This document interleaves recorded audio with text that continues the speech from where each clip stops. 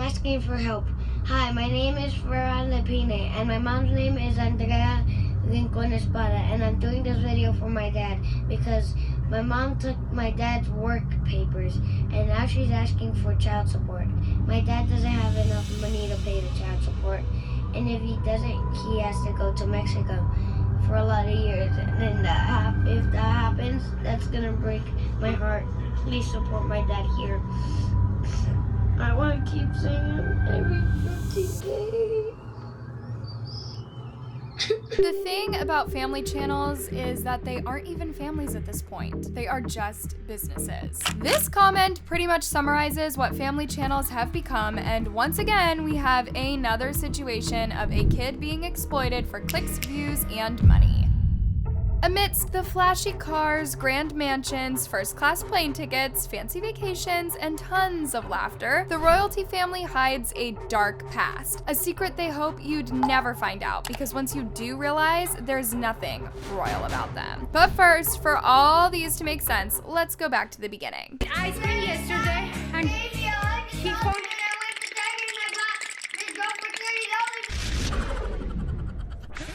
Hey everybody, welcome again to another vlog of my days. So, the royalty family, the self-proclaimed kings and queens of YouTube, quickly gained popularity for flaunting their riches, where literally every video was about spoiling their son Farron. But not with candies and toys like normal parents. Nope, Allie and Andrea are the parents who would buy a Lamborghini for their 8-year-old son as a birthday present. This is the most materialistic family YouTube channel ever. And they make it look like all they ever worry about is how and where to spend their money. Fancy cars? Sure. Designer outfits? Of course. They even dress their dogs in Louis Vuitton. The kid is wearing Fendi shorts, Dior socks, and Yeezys. The dad is wearing a Gucci shirt, Gucci shorts, and a Gucci bag. It's like... Their YouTube fame skyrocketed with videos like these. The sad part about all of this is that most of the people glued to their channel are kids, and the royal family is literally playing a little trick on these youngsters, making them dream big about things they can't even spell yet. This channel has been so obsessed with the flashy life that some parents have started calling it out for being horrible. I walked in and watched a segment of a video from the royalty family channel, and it was so terrible. First, everyone on it had an unwatchable personality, but the real disgust was how materialistic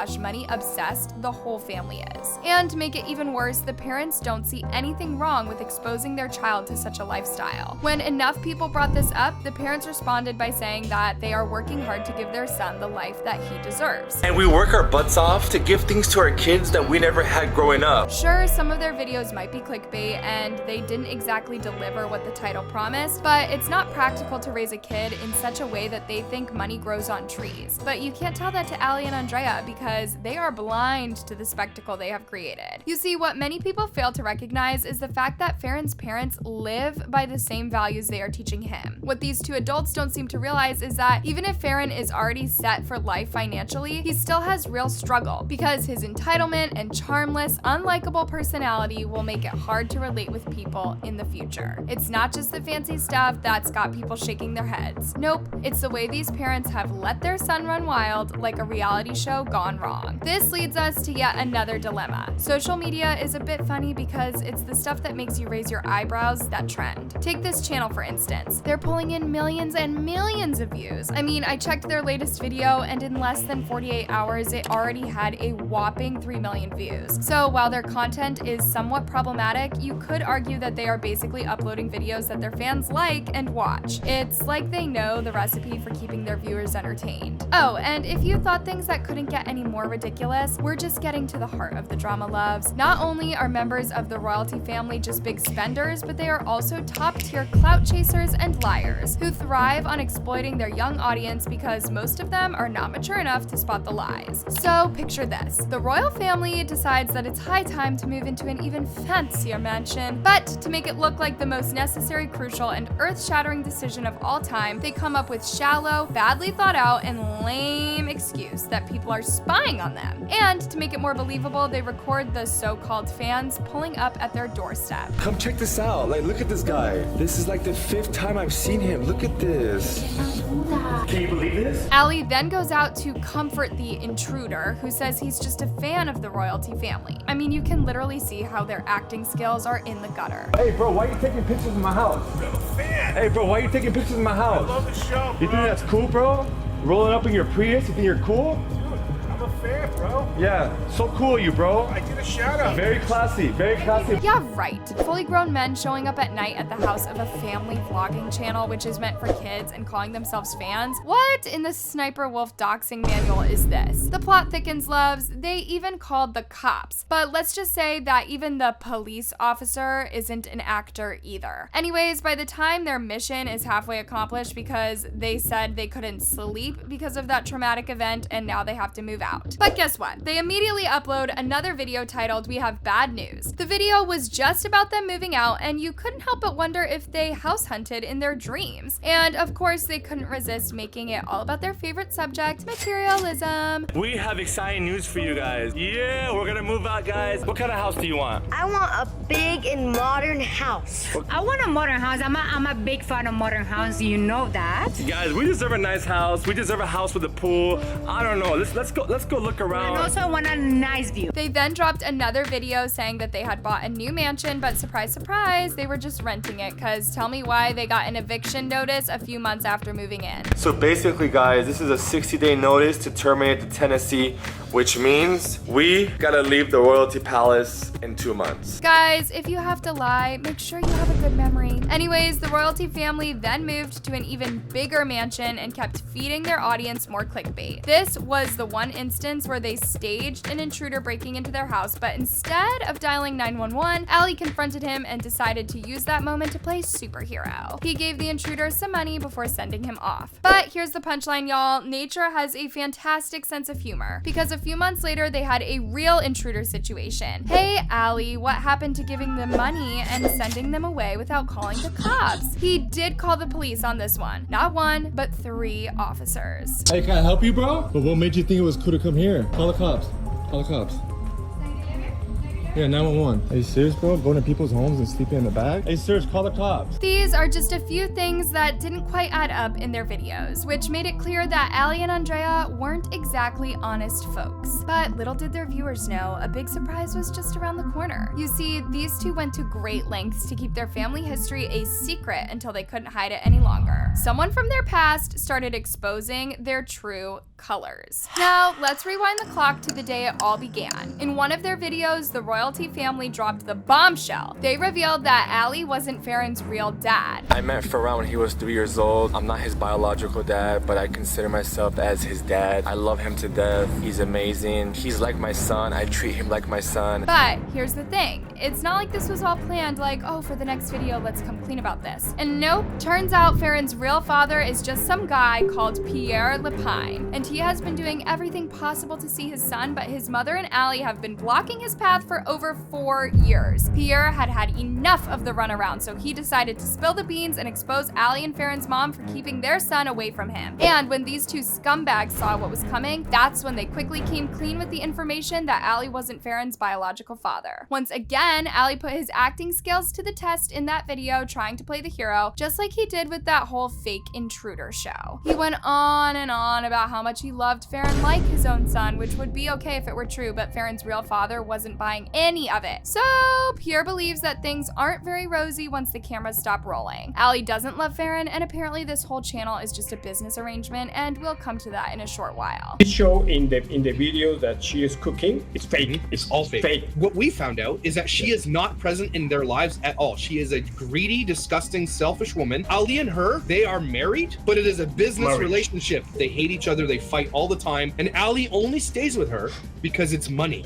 They are in it for money. Okay, let's keep talking about this messy situation, guys. So, in his desperate attempt to connect with his son, Pierre created a GoFundMe because he needed some serious money to even challenge Farron's mom in court over custody. According to the GoFundMe page, besides being denied access to his kid, it says the child is being manipulated in social networks without the authorization of the father. We want the judge to allow them to continue seeing each other so that they can continue to love each other. Unfortunately for Pierre, the GoFundMe was created on May 28th, 2022, but only has received $231, which is literally not even a drop in the ocean because Pierre is up against big money players here. Farron's father has gone public with the custody battle on several occasions, but the mother of all revelations came during a viral interview on the Dad Challenge podcast. And if all these are true, then let's just say that Ali and Andrea are truly evil people. Pierre had a field day exposing the secrets they'd been hiding. The entire royalty channel has been built on lies and sob stories from day one, like how Farron's mom claimed that she came to America to be a TV host. I came here for work, as you know, I'm a TV host. She conveniently forgot to mention that back in Colombia, she was quite the star, but not on a TV screen. She was an adult film star, and her coming to America was literally because she had gotten in trouble with some well-connected, dangerous people. She wants to get out from Colombia because she have a lot of drug dealers that are bothering. The worst part in all of these is that Ali and Andrea are letting Farron grow with an unlikable personality, but they are also coaching him to lie. Remember when he said the first time they ever met Ali was in some cozy little restaurant? I remember we met in a little restaurant. And then we ate, and then from that day, we just had a lot of fun. Well, Pierre has a different version of that story. They say that they meet in the restaurant, like a perfect moment. You know, there's a bunch of liars about how She's they just met. lying. Yeah. Wow. Basically, Ali and Andrea's relationship started out as cheating, but there's more, y'all. When Pierre confronted her, things got so heated that the police had to step in, and that was the end of their marriage. While I'm driving, she crashed my car. She jumped out of her car, went to my window. She broke the window. The police came, take her to jail. Another thing that greatly bothers Pierre is the fact that Andrea is exposing Farron to adult content, which is super disgusting. While Andrea portrays herself as running a family-friendly channel on YouTube, her Instagram paints a completely different picture. If you scroll through her Instagram page, you'll see her posting pictures that can only be described as thirst traps, which only solidifies what Pierre mentioned about her previous involvement in adult movies back in Colombia. But the big point of concern is why she would expose her son to such content.